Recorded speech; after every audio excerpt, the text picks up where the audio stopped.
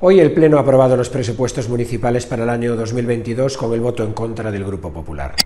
Y hemos votado en contra porque estos presupuestos son papel mojado. Porque estos presupuestos no son injustos, no van a arreglar ninguno de los problemas que tiene la ciudad. Se rebaja el gasto en empleo, se rebaja el gasto social, los gastos de inversión no se ejecutan, las obras se eternizan y se repiten año tras año. Son una falta de respeto a los ciudadanos. 285 millones de euros que el ayuntamiento sí va a ingresar en impuestos, pero que no va a ser capaz de gastar en lo que necesitan los ciudadanos.